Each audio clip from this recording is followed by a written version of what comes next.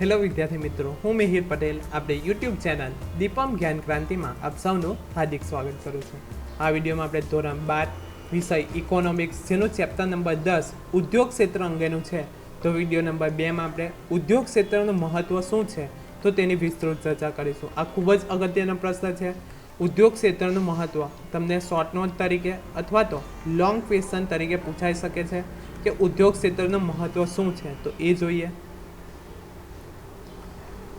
તો ક્વેશ્ચન તમને પૂછાઈ શકે ઉદ્યોગ ક્ષેત્રનું મહત્ત્વ, તો એ જોઈએ. તો દેશના ઝડપી આર્થિક વિકાસ માટે, કૃષિ ક્ષેત્રના વિકાસ માટે, રોજગારીની નવી તકો સર્જવા માટે, અર્થતંત્રના આંતરિક સાધનોના મહત્તમ વપરાશ માટે, લોકોની આવકમાં ઝડપી વધારો કરવા માટે અને લોકોના જીવન ધોરણને સુધારવા માટે ઔદ્યોગિકરણ જરૂરી છે.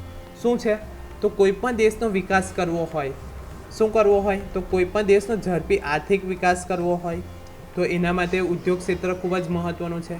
કૃષિ ક્ષેત્રનો વિકાસ કરવો હોય તો પણ ઉદ્યોગ ક્ષેત્ર મહત્ત્વનું છે. તો કૃષિ ક્ષેત્રનો વિકાસ કઈ રીતે કરવો હોય તો આજની જે નવી ટેકનોલોજી છે તો નવી ટેકનોલોજીનો ઉપયોગ કરવામાં આવે તો ઓછી મહેનતે વધુ ઉત્પાદન કરી શકીએ. કઈ રીતે?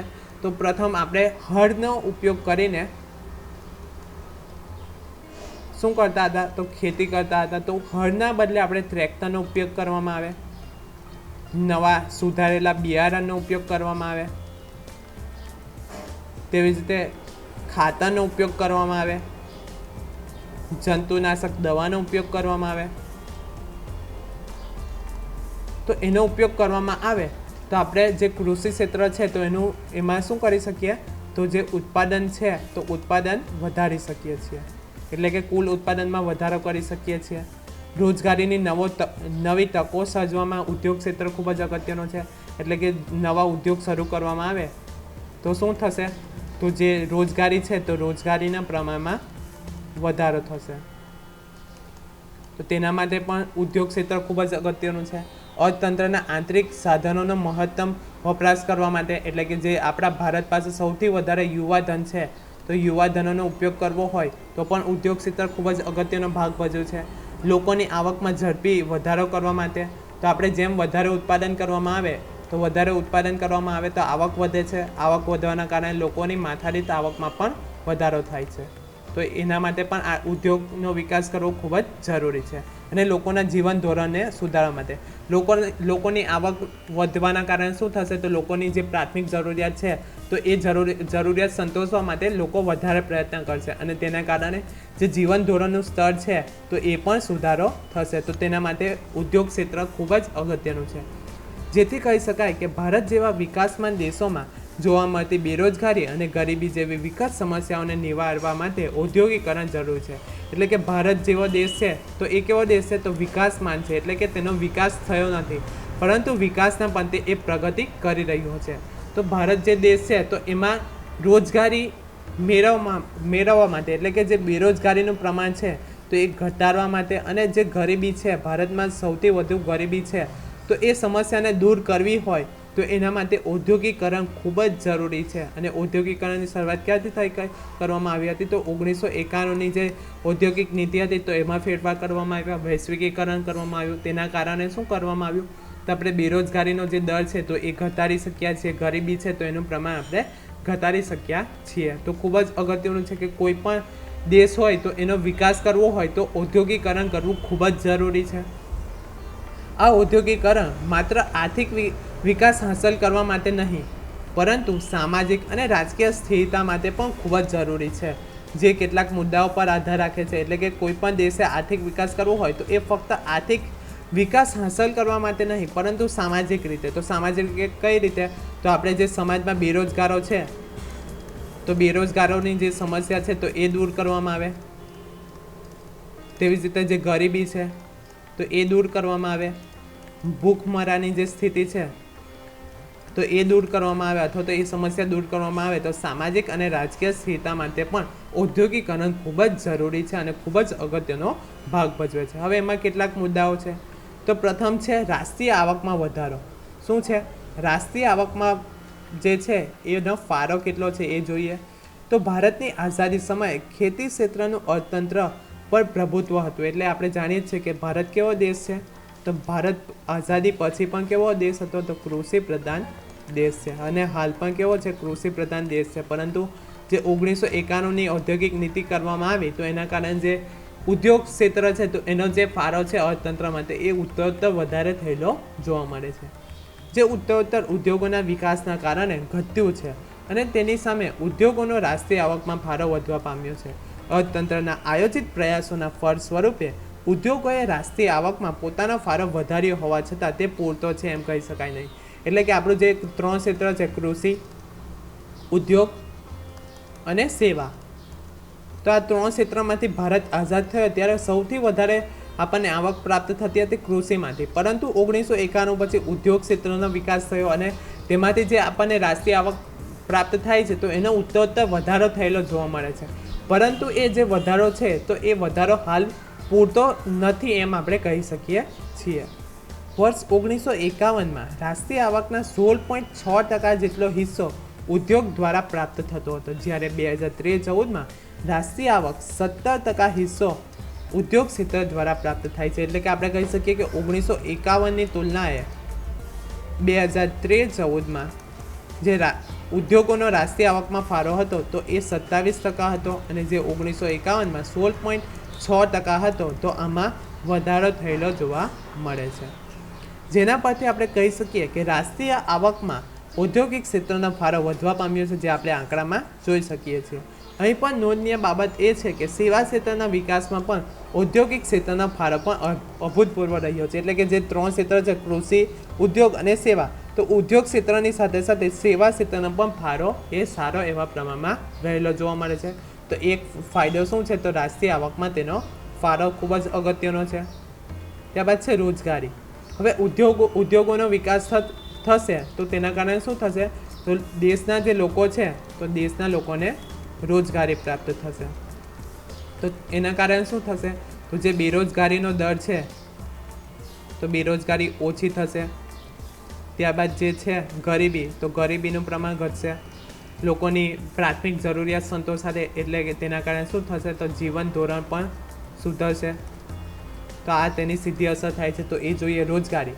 તો ભારત અતિ વસ્તી ધરાવતો દેશ છે, જેમાં શ્રમનો પુરવઠો પૂર્ણ સ્વરૂપે રોજગાર અર્થે ઉત્પાદકીય કાર્યોમાં ઉપયોગમાં લેવામાં આવતો નથી. એટલે કે અર્થતંત્રમાં રોજગારીની તકોના અભાવના કારણે બેરોજગારીનો પ્રશ્ન વિકટ સ્વરૂપનો જોવા મળે છે. એટલે કે આપણે જાણીએ છીએ કે ભારત કૃષિ પ્રધાન દેશ છે, તેના કારણે મોટાભાગની જે વસ્તી છે ભારતની તો એ કૃષિ ઉપર અવલંબે છે. તેના કારણે અમુક જે બેરોજગારો હોય છે તો એ મોસમી બેરોજગારો જોવા મળે છે, જેની આપણે અગાઉના ચેપ્ટરમાં વિસ્તૃત ચર્ચા કરી જ છે. તો એ જો વિડીયો તમે ન જોયો હોય તો જોઈ લેવા વિનંતી. તો આ જે બેરોજગારી જોવા મળે છે તો એ બેરોજગારી દૂર કરવી હોય તો આપણે શું કરવામાં આવે? તો ઉદ્યોગ ક્ષેત્રનો જો વિકાસ કરવામાં આવે તો આ જે મોસમી બેરોજગારો છે તો એમને ઉદ્યોગમાં રોજગારી પ્રાપ્ત થાય, તો આપણે બેરોજગારીનો દર છે અથવા તો બેરોજગારીની જે સમસ્યા જોવા મળે છે તો એ દૂર કરી શકીએ છીએ. તો ઉદ્યોગ ક્ષેત્ર દ્વારા આયોજન પ્રયાસોના ભાગરૂપે વિકાસ હાંસલ કરતા તેની રોજગાર ક્ષમતામાં વૃદ્ધિ થયેલ જોવા મળે છે.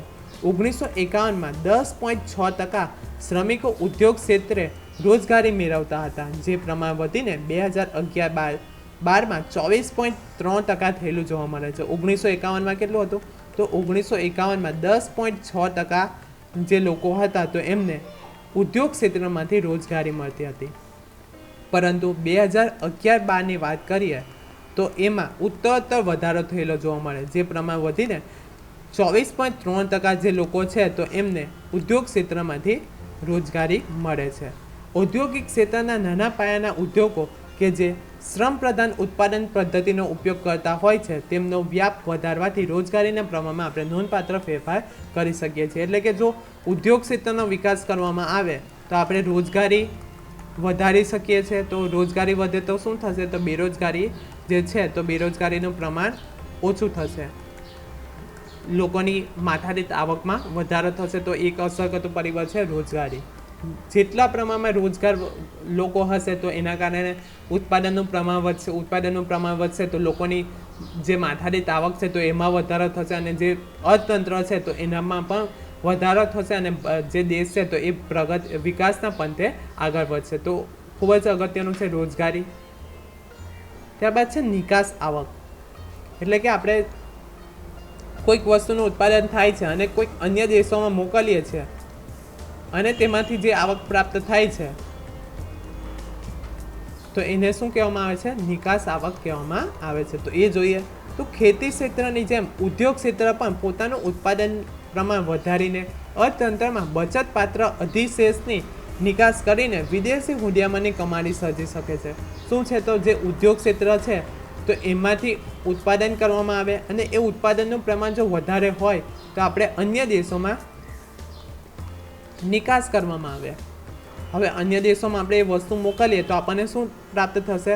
તો આવક પ્રાપ્ત થશે, એટલે કે વિદેશી હુંડિયામણ પ્રાપ્ત થશે. તો એના કારણે શું થશે? તો આપણું જે અર્થતંત્ર છે તો એનો વિકાસ થશે અને જે દેશ છે તો એનો પણ વિકાસ થશે. જે હુંડિયામણ અર્થતંત્રની અન્ય અછત ધરાવતી વસ્તુઓની આયાત કરવામાં ખૂબ જ ઉપયોગી સાબિત થશે. વર્ષ 2013-14માં દેશની નિકાસ આવકના 2/3 ભાગ ઉદ્યોગ ક્ષેત્રના પ્રયત્નોથી પ્રાપ્ત થયો છે. આમ દેશનું ઉદ્યોગ ક્ષેત્ર અર્થતંત્રમાં પોતાના ઉત્પાદન કાર્ય દ્વારા પ્રજાની જરૂરિયાતો સંતોષે છે. એટલે કે જે ભારત દેશના લોકો છે તો એની જરૂરિયાત કોણ સંતોષે છે? તો ઉદ્યોગ ક્ષેત્ર સંતોષે છે. તદુપરાંત વધારાના ઉત્પાદન પ્રમાણની નિકાસ દ્વારા વિદેશી હુંડિયામણ પ્રાપ્ત કરી પરોક્ષ રૂપે અર્થતંત્રની અન્ય વસ્તુઓની જરૂરિયાત પણ આપણે સંતોષી શકીએ. એટલે કે જો ઉદ્યોગ ક્ષેત્રનો વિકાસ સારો હશે તો તેના કારણે શું થશે? તો ઉત્પાદન વધશે. હવે ઉત્પાદન વધશે તો ભારતના જે લોકો છે તો એમને તો ચાલી જ રહેશે, પરંતુ જે વધારાનું ઉત્પાદન છે તો આપણે અન્ય દેશોમાં વેચાણ કરીશું તો તેના કારણે શું થશે? તો આપણને વિદેશી હુંડિયામણ પ્રાપ્ત થશે. તો એના કારણે કોઈક આપણને અછત હોય કોઈ એક ક્ષેત્રમાં તો એ અછત આપણે વિદેશી હુંડિયામણ પ્રાપ્ત કરવાના કારણે આપણે અન્ય જે અછત છે અથવા તો અન્ય જે જરૂરિયાત છે તો એ સંતોષી શકીએ છીએ. તો નિકાસ આવક પણ ખૂબ જ અગત્યનો ભાગ ભજવે છે. ત્યારબાદ છે અર્થતંત્રનો સમતોલ વિકાસ, જેની આપણે અગાઉના વિડીયોમાં વિસ્તૃત ચર્ચા કરી જ છે.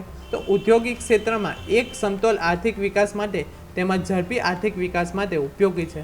દેશના વિકાસ થવા સાથે લોકોની ખેતીજન્ય એટલે કે પ્રાથમિક જરૂરિયાતો માટેની માંગ સર્જવા માટેની આવક ઉપરાંત આવકનો એક ભાગ બચત સ્વરૂપનો રહેતો હોવાથી લોકોની મોજ શોખ અને આનંદ પ્રમોદની જરૂરિયાતોની માંગ વધશે. એટલે કે લોકોની આવક વધશે તો લોકો શું કરશે? તો પ્રાથમિક જરૂરિયાત સંતોષશે. તો હવે જે પ્રાથમિક જરૂરિયાત સંતોષશે પરંતુ લોકોની આવકમાં વધારો થશે તો લોકો જે મોજ શોખની વસ્તુઓ છે તો એ પણ ખરીદશે અને જે આનંદ પ્રબોધની જરૂરિયાત છે તો એની પણ માંગ વધશે. ફોર એક્ઝામ્પલ જે ટીવી છે, ફ્રીજ છે, મૂવી થિયેટર છે તો એમાં લોકો જશે. શા કારણે જશે? તો લોકોની આવકમાં વધારો થવાના કારણે, જે મુખ્યત્વે ઉદ્યોગ દ્વારા પૂરી પાડી શકાય છે. તદુપરાંત ઉદ્યોગ ક્ષેત્રે સરકાર જાહેર સાહસો સ્થાપી અલ્પ વિકસિત અથવા તો પછાત વિસ્તારોમાં પણ રોજગારી અને આવક સર્જી શકતી હોવાથી અર્થતંત્રનો ઝડપી અને સમતોલ વિકાસ થાય છે. શું છે? તો ઉદ્યોગ ક્ષેત્રે સરકાર જાહેર સાહસો સ્થાપીને અલ્પ વિકસિત જે ક્ષેત્રો હોય છે અથવા તો અલ્પ વિકસિત વિસ્તારોમાં ઉદ્યોગો શરૂ કરવામાં આવે. ફોર એક્ઝામ્પલ ગામડાઓમાં, તેવી જ રીતે પછાત વિસ્તારો જે ગ્રામ્ય વિસ્તાર છે અથવા તો જે શહેરથી ખૂબ જ દૂર હોય જ્યાં લોકો બેરોજગાર હોય તો એવા ક્ષેત્રમાં ઉદ્યોગોની શરૂઆત કરવામાં આવે તો એ જે ક્ષેત્ર એ વિસ્તારના લોકો છે તો એમને રોજગારી પ્રાપ્ત થશે. તો એ અનુસાર આવક સર્જી શકતી હોવાથી અર્થતંત્રનો ઝડપી અને સમતોલ વિકાસ થવાની શક્યતા રહેલી છે. ત્યારબાદ ટોપિક છે ખેતીનું આધુનિકીકરણ. તો આપણે જે જોયું હતું કે હળના બદલે શું કરવામાં આવે? તો ટ્રેક્ટરનો ઉપયોગ કરવામાં આવે, નવા બિયારણનો ઉપયોગ કરવામાં આવે એટલે કે સંશોધિત જે બિયારણનો ઉપયોગ કરવામાં આવે, હાઇબ્રિડ બિયારણ. ત્યારબાદ ખાતરનો ઉપયોગ કરવામાં આવે. ખાતર કયું? તો છાણિયું નહીં પરંતુ રાસાયણિક ખાતર. તેવી જ રીતે જંતુનાશક દવાનો ઉપયોગ કરવામાં આવે. તો આનો જો ઉપયોગ કરવામાં આવે, નવા ટેકનોલોજીને અનુસાર ઉપયોગ કરવામાં આવે તો તેના કારણે શું થશે? તો જે કુલ ઉત્પાદન છે તો ઉત્પાદનનું જે પ્રમાણ છે તો એમાં વધારો થશે. તો એ જોઈએ. તો ખેતી ક્ષેત્રનું આધુનિકીકરણ. તો ખેતી ક્ષેત્રના ઝડપી વિકાસ માટે અને જમીનની તેમજ શ્રમની ઉત્પાદકતા વધારવાના હેતુથી ખેતીનું આધુનિકીકરણ જરૂરી જણાય છે. ઉદ્યોગ ક્ષેત્ર દ્વારા ખેતી ક્ષેત્રના સહાયક તરીકે નવી ટેકનોલોજીની મદદ પૂરી પાડવી શકાય છે. હવે કઈ નવી ટેકનોલોજીનો ઉપયોગ કરવો? તો ટ્રેક્ટર, જે આપણે જોયું કે હળના બદલે ટ્રેક્ટરનો ઉપયોગ કરવામાં આવે, થ્રેશરનો ઉપયોગ કરવામાં આવે, સબમર્સિબલ પંપ, જંતુનાશક દવા છાંટવાના સંયંત્રો જેવા આધુનિક સાધનો પૂરા પાડી શકાય છે.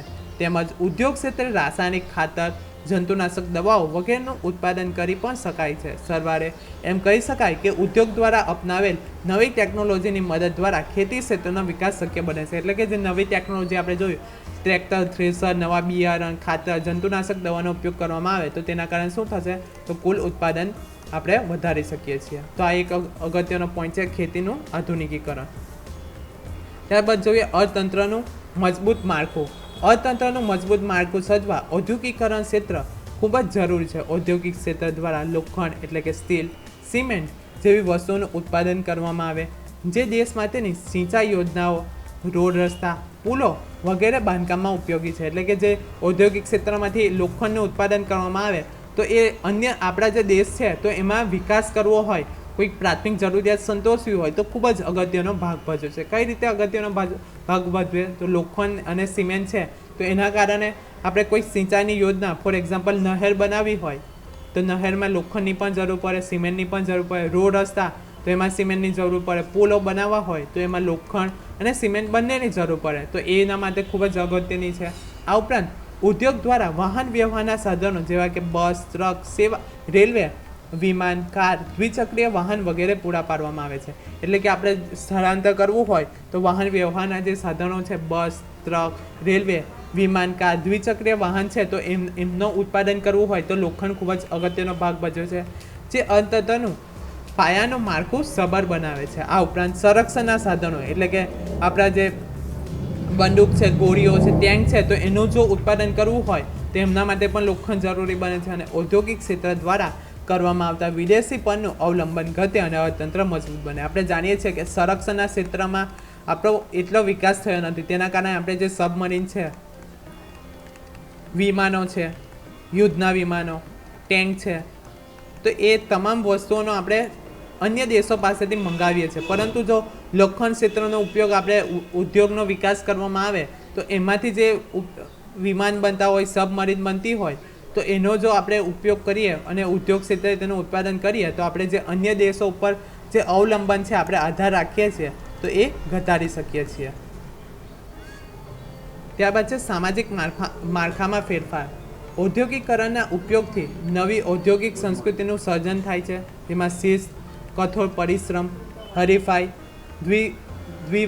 ટીમવર્ક, સ્વનિર્ભરતા, સાથ સહકાર, સમજૂતી, નવ સંશોધન વૃત્તિ, સંસ્થાકીય ક્ષમતા જેવા ગુણો ખીલે છે. તો ઔદ્યોગિકરણ કરવું હોય તો તેના કારણે શું થાય છે? તો શિસ્ત થાય, કઠોર પરિશ્રમ કરવામાં આવે, હરીફાઈ કરવામાં આવે, ટીમવર્ક કરવામાં આવે, સ્વનિર્ભરતા, સાથ સહકાર, સમજૂતી અને નવ સંશોધન વૃત્તિ અને સંસ્થાકીય ક્ષમતામાં આપણા જે ગુણો હોય છે તો એ ખીલે છે. અને સામા પક્ષે શું થશે?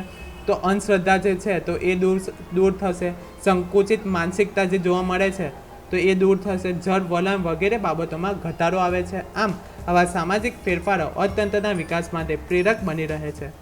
આશા રાખું છું કે તમને આ વિડીયોમાં સમજ પડી ગઈ હશે અને જો તમને આ વિડીયો પસંદ પડ્યો હોય તો લાઇક કરો, વધુમાં વધુ શેર કરો અને અમારી ચેનલને સબસ્ક્રાઈબ કરો. Thank you.